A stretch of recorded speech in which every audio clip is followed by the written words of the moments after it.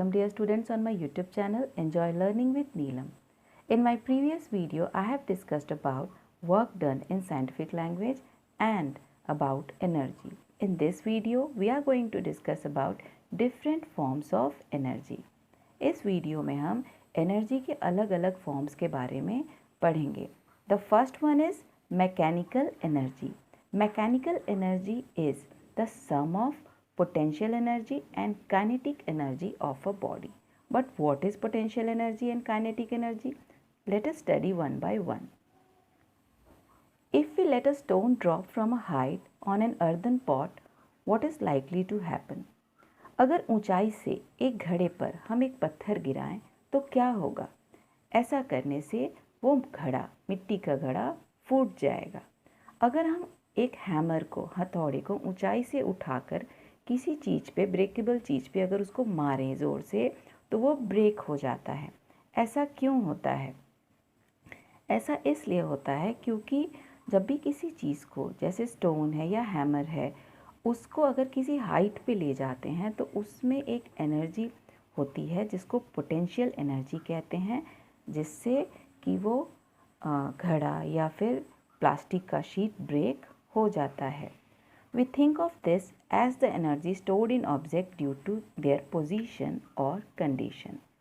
Potential energy किसी object में उसके पोजीशन यानी उसके हाइट के कारण या फिर उसके कंडीशन के कारण होता है. Now, fast moving ball can break a window glass. अगर कोई बहुत तेज़ी से मूव करता हुआ बॉल आता है तो विंडो के ग्लास को तोड़ सकता है. और यही अगर हम गुलेल से किसी पत्थर को लेकर मारें तो इससे कोई डैमेज होता है या किसी को लगे तो चोट भी लगती है. ऐसा क्यों होता है? ऐसा इसलिए होता है क्योंकि मूविंग ऑब्जेक्ट्स में काइनेटिक एनर्जी होती है.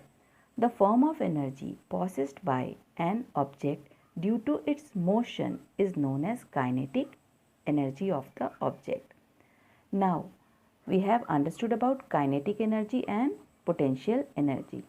If an object possesses either potential energy or kinetic energy or both, we say that the object has mechanical energy. अगर किसी ऑब्जेक्ट में पोटेंशियल एनर्जी हो या फिर काइनेटिक एनर्जी हो या दोनों हो तो हम कह सकते हैं कि उस ऑब्जेक्ट में मैकेनिकल एनर्जी है. Now we will study about heat energy.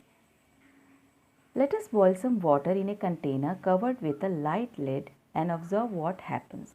अगर किसी कंटेनर में पानी भर के उसको ढक्कन से ढक के हम उसको गर्म करें तो कुछ समय के बाद आप देखेंगे कि उस गर्म पानी से स्टीम बनता है और उसके बाद वो ढक्कन ऊपर नीचे होने लगता है. ऐसा क्यों होता है? It is due to heat energy. This shows that heat is a form of energy which can be used to move objects. इससे हमें पता चलता है कि हीट एनर्जी से ऑब्जेक्ट्स को मूव किया जा सकता है और इसी से आपका स्टीम इंजन जो पहले हुआ करता था, आजकल उसका यूज़ नहीं है, पहले स्टीम इंजन यूज़ किया जाता था फॉर रेलवेज़, उसमें भी इस स्टीम के द्वारा ट्रेन्स चलते थे. Heat is one of the most common forms of energy. The sun's heat warms our earth and enables it to support a vast variety of life. सूरज से मिलने वाला हीट, सूरज की रोशनी में जो हीट आता है हम तक, उस हीट से बहुत सारे लाइफ फॉर्म्स को वार्मथ, गर्मी मिलती है जिससे उनका लाइफ सस्टेन होता है. So we see that heat is a very important form of energy. Also the heat given out by burning of fuels is use to power the engines and run our car, aircraft, rockets etcetera. Vehicles में जो fuel use होते हैं उसके heat से ये car, aircraft, rockets जैसे चीज़ें चलती हैं. Nowadays we have vehicles like cycle, car, buses, train, aircrafts that can move from one place to another using heat energy received from the sun. आजकल बहुत सारे ऐसे cycle, car, buses and trains हैं जो सोलर एनर्जी को use करके चलते हैं. Now we will study about chemical energy.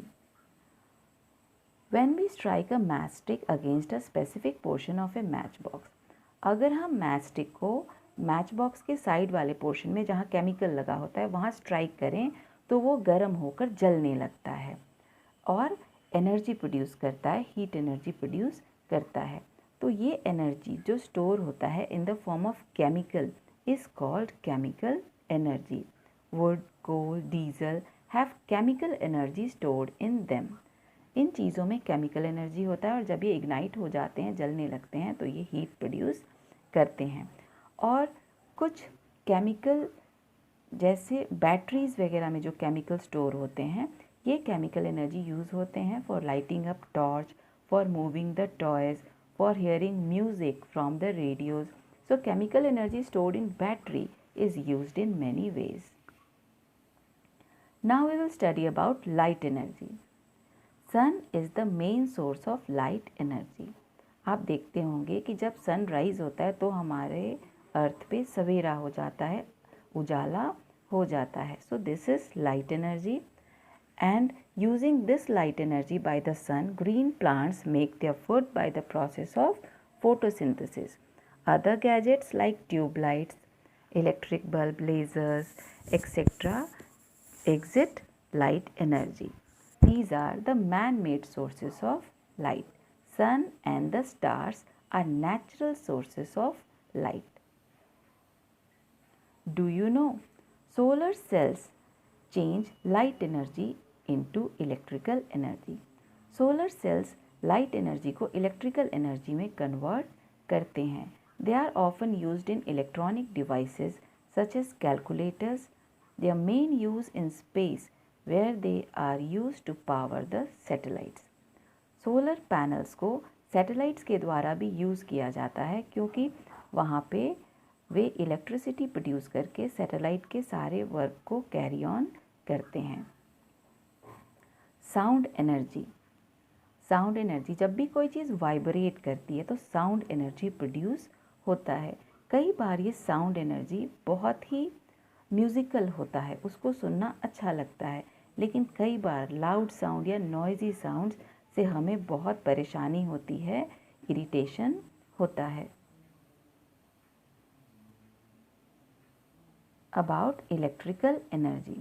Electrical energy हमारे लिए बहुत ज़रूरी है. अगर हम अपने घर के होम अप्लायंसेस को देखें, जैसे फ़ैन, बल्ब, ट्यूबलाइट, मोटर्स, ये सारी चीज़ें इलेक्ट्रिकल एनर्जी को यूज़ करके वर्क करती हैं. Electrical energy produce heat when they are used in geysers, produces light when they are used in LED bulbs और tubelights, and they produce sound when they are used in TV or radio, or motion when it is used for moving the fan. So we see that electrical energy is useful to us in different ways. Do you know?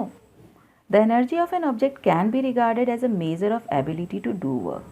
किसी भी object के energy को उसके ability to do work से regard किया जा सकता है. Energy available to us in nature in number of different forms. Energy nature में अलग अलग फॉर्म्स में अवेलेबल होते हैं. एनर्जी को एक फॉर्म से दूसरे फॉर्म में कन्वर्ट किया जा सकता है, but energy can neither be created nor be destroyed. This is called the principle of conservation of energy. What is principle of conservation of energy? Energy can neither be created nor be destroyed. It can only be transformed from one form to another. Here is an activity 2. Look around your household. Identify various items, appliances which utilize various forms of energy. Categorize these items in tabular form according to the form of energy used by them. कौन कौन सी चीज़ों में mechanical energy use होता है उनके बारे में लिखना है. Heat energy, chemical energy, light energy, sound energy and electrical energy कौन कौन से अप्लायंसेस में यूज़ होते हैं उनको आपको लिखते जाना है. So this was about the chapter. I hope you all understood.